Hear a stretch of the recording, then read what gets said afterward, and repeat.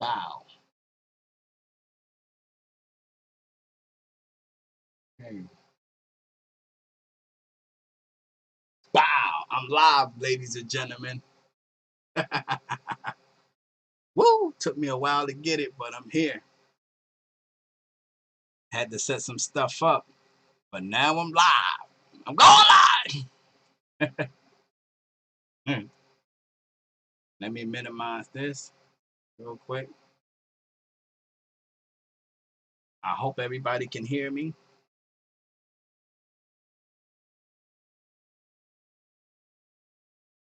Let me back out of this real quick.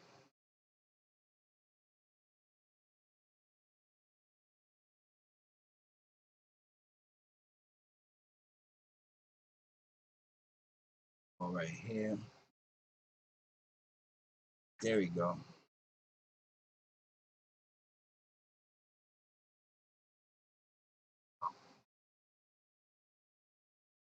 Oops.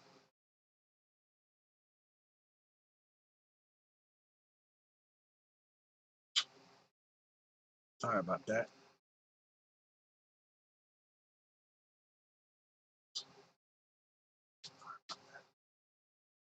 All right. We ready to ride right now, baby. All right, ladies and gentlemen, I'm live on YouTube right now. And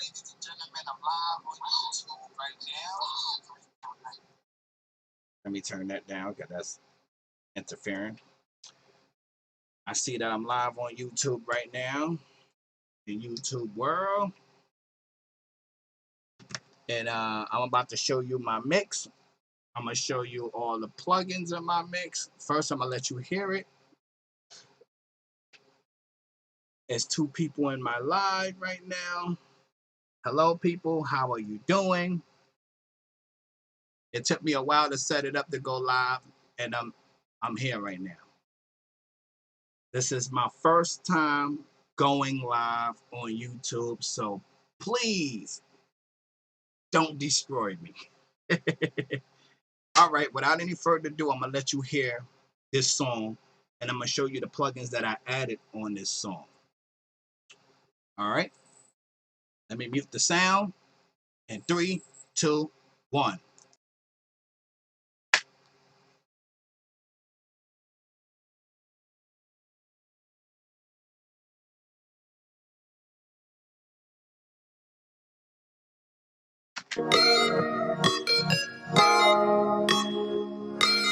My bad, let me run it back because something happened. I want you to hear it from the beginning. All right.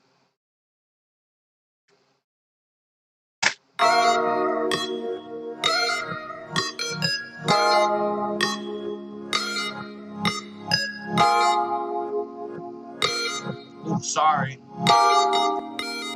Danny on the beat.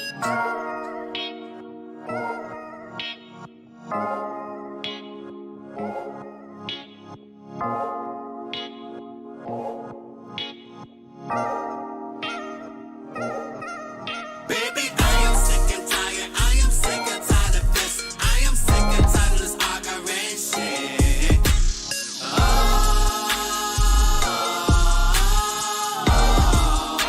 Oh yeah.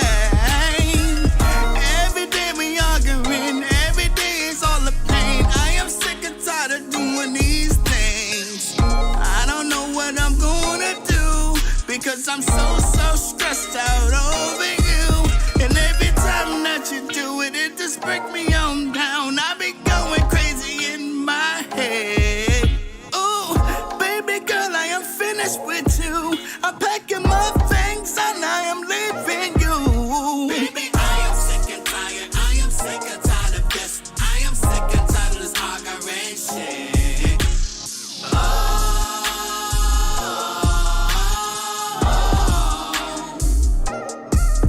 Baby, I am sick and tired. I am sick and tired of this.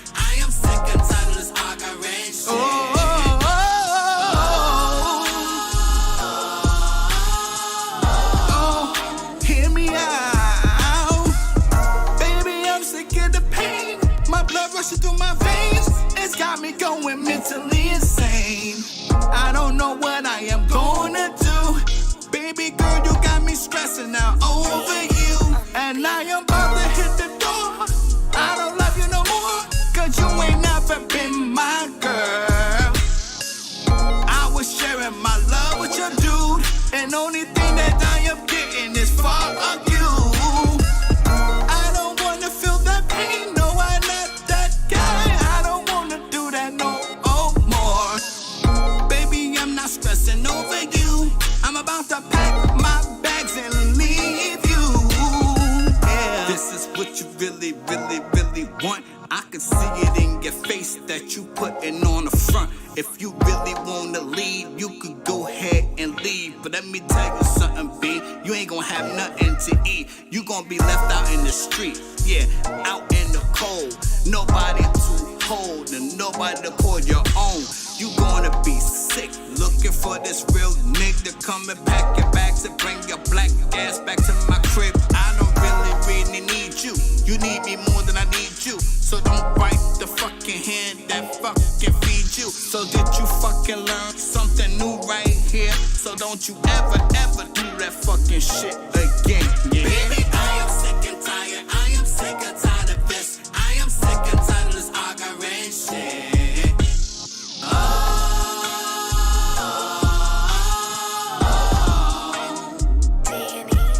Baby, I am sick and tired. I am sick and tired of this. I am sick and tired of this arguing shit.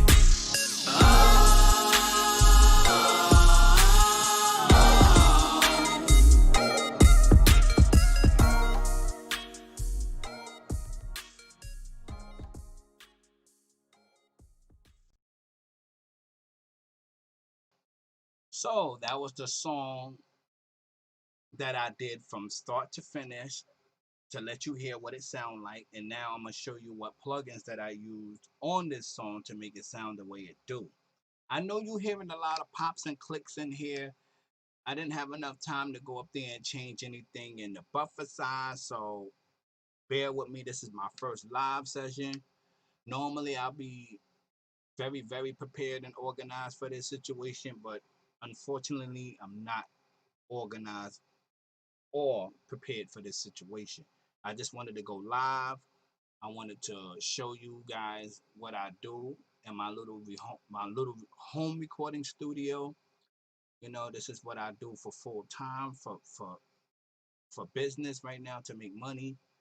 I mean, it's not a lot that I'm making off of this because I charge $15 an hour because I'm still new in the process of mixing. So some things gonna come off as I'm unprofessional, but trust and believe I'm not that unprofessional. I know what I'm doing. I've been recording for like 25 years, but not on this platform, only on like reel to reel. I was doing tape, 12-inch tape, 16-inch tape, stuff like that. I had my own little home recording studio back in the day, winding tape, cutting, splicing tapes, and it this is a lot more easier than what it was back then.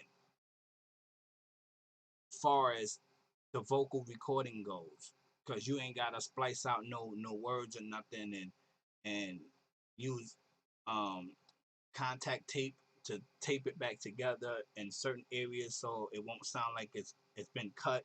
But you'll know it's cut, but only an engineer would know where it was spliced out at. It's tedious. It's really tedious. But I'm still learning the ins and the outs of today's music, like the trap music and all that, and the auto tune and all that. I really don't got that down packed yet, but I'm working on it.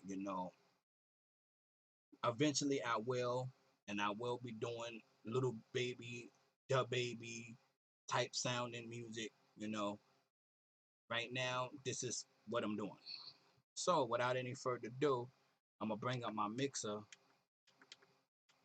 if I can find the mixer. I don't know what I did with it. Maybe it's behind here. Okay, it's minimized. My fault. I don't know how did that happen, but it did. It's right here. Bring this back up. Bring that over that. See on my board, I could just click window and the mixer will pop up because I have a M Audio Project mix. They going for pennies. When I first got this thing was like, I think I paid like $2,000 for this thing when it first came out. About that, yeah. Now it's like $500. Now it's pennies. Now it's discontinued. They don't even make this board no more. I had this board for a long time. Okay, this is my 7-band EQ. This is a stock EQ that comes with Pro Tools. And if you look in here, this is what I did for my vocals. And you could do a quick summary on how I did this and how I achieved this by looking at it. And if you look at the compressor, I used a little bit of compression. I don't like to use too much compression. I like my music to sound as natural as possible. I don't want it to sound too overly processed. I hate that overly processed sound. It just don't sound natural to me. And I used a little bit of makeup gain, as you can see right there, to you know bring back some of the volume that I lost in EQing process. So in the de-esser, I used a little bit of the de-esser. Like I said before, I still like my music to be a little on the rough side. I like it to sound a little rough. I don't like it to sound too overly processed that it sound like somebody went to the studio and just took the whole dynamic out of this person's vocals out of the music and made it sound like too overly processed. I don't like that. That's just corny to me. This, I'm a different breed of engineer. I don't really like that too much. It depends on what vocals, and if it's a score for a movie or something like that, then yeah, I could let that pass. But if it's not, then it don't need to be there. You know. And this is what's in my vocal chain. So let me look at the auxiliary. I know I don't name none of my auxiliaries. I know where everything is at by heart. I don't have to follow everybody by naming it. And this is my reverb that I use. Not too much. I just use whatever stock reverb that's there, whatever preset that's there, I use that. Nothing too fancy over there. Sorry about that. And bring back my mixer. And I use the long delay too. And this is the preset that I used in the long delay too as well. So that's pretty much everything in this process that I did. And then I did a little pseudo mastering, not too much, just to make it a little louder, just to throw it in because it's only for like a mixtape or something. It's not meant to be radio ready that it's going to be played on Hot 97 in New York or Power 105 in New York. It's it's only for your ears to play in your phone or to play it in your car for you to listen to. It's not to be going out of pocket. I still got some tweaking that I gotta do to this vocals, being that it's some limitations going on right now with the pops and clicks. I won't be able to do it live here. Once I get all of that ironed out, then the next go around when I go live again, then I would do that live. But not on this track, on another track per se. And that's pretty much it. That, and then I use another multi-band, Ultra, L3 LL Ultra limiter, limitization, limit, what is called? Oh, Ultra Maximizer. My fault. Ultimate Maximizer or Ultra Maximizer. L3LL is what I don't use too much of this because if you use too much of it, it would get too loud on you real quick and it'll distort the shit out of your music. You don't want that. You just got to use just enough just to bring it up, and it'll be loud enough that it won't peak in your session. I know my shit is peaking like crazy. I know that for a fact. But it is what it is, you know. I'm not perfect. I never said I was better than anybody. It's no wrong way or right way of doing this. Everybody still go through the learning curve. You know, everybody that engineers goes through a learning curve. There's nobody out there perfect. It's one person saying that he's better than this person. He's a goddamn lie. Because at the end of the day, he's not better than that next man. You know, it's it's what you know and how you can apply it to what you're doing. If you if you if you understand. So, you know, when I listen to people music that they send me, I don't discredit what they do. I probably give them some pointers on what to do in certain areas of the song, but I don't discredit what they do because this is not an easy thing to do, especially learning how to do all of this. It took me 2 years to learn how to even work Pro Tools because I was coming from um what's that?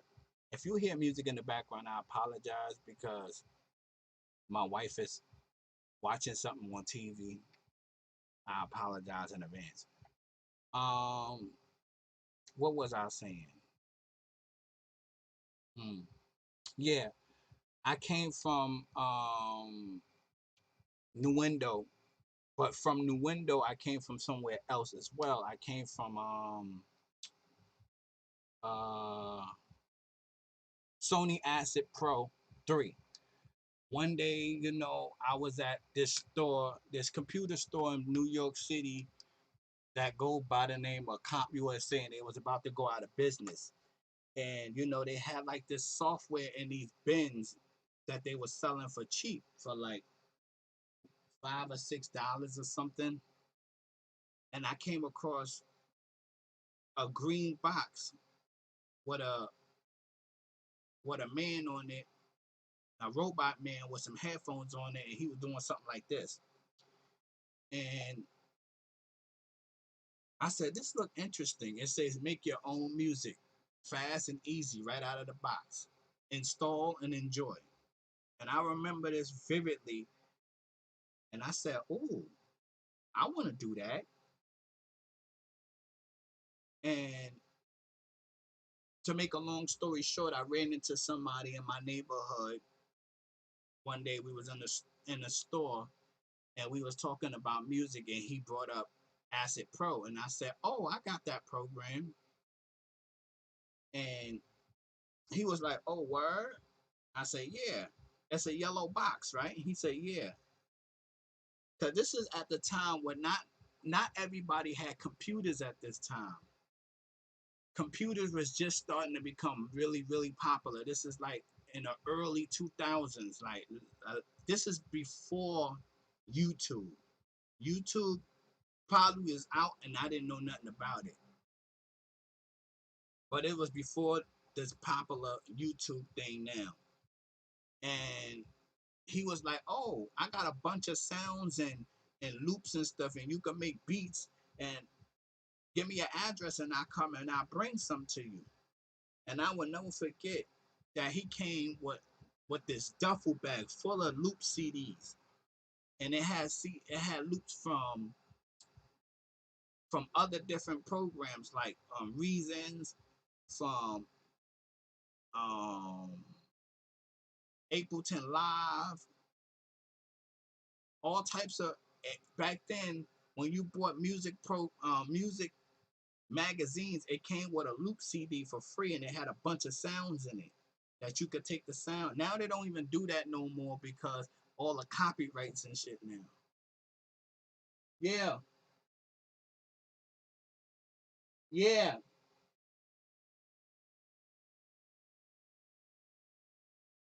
I don't know if she was knocking on the door or something, but anyway, now it's all this copyright things going on now, and this is before the Napster situation. So this is how far back this goes. No, matter of fact, this is after the Napster thing. I think this happened around the time when LimeWire was out at this time. LimeWire was just starting to, do the same thing Napster was doing, because Napster was getting sued left and right for copyrighted material and losing in court. And that was the end of we listen to music today. Before, it wasn't no copyrights. You could take somebody's beat, make a song with it, and not have to worry about the copyright owner trying to sue you for it, because they didn't care about that. Now, after like connecting, oh, I had a technical difficulty. Sorry about that, guys. Um, my OBS has stopped running for a little bit, so I apologize. And that's what messed it up for the whole music thing. I know I'm rambling about this, but back then, things was a lot easier. You didn't get in trouble for none of this stuff. Now you do. You gotta watch every step that you make. You gotta make sure that the content that you put out there don't belong to somebody else. It could be one little whistle in the song, and they be like, "Oh, that's my whistle. I did that. I did that." And the next thing you know, you're getting sued millions of dollars for some bullshit. So that's just about it with that. So that was what I was showing in my DAW.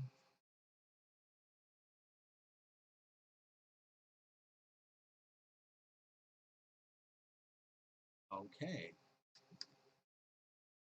So I gotta get ready to go now because my wife just texted me. We gotta go out somewhere, and that was her knocking on the door. She just texted me. So I will be back live again with another song, and this time I'm gonna be mixing down a song from one of my clients that come here, and I'm gonna go live. And I hope that I can do it, because I know my computer has a 6-core processor, and I have 8 gigs of RAM in it. I know the DSP in this computer is like, it's gonna kick the shit out this computer, but I'm gonna try. It's worth the try. So thank y'all for watching this video. Thank y'all for the 2 people that's in here in my live right now. Thank you very much. I appreciate that for y'all showing up. Like and subscribe to this channel, and it's more to come. Thank y'all, and I'm out.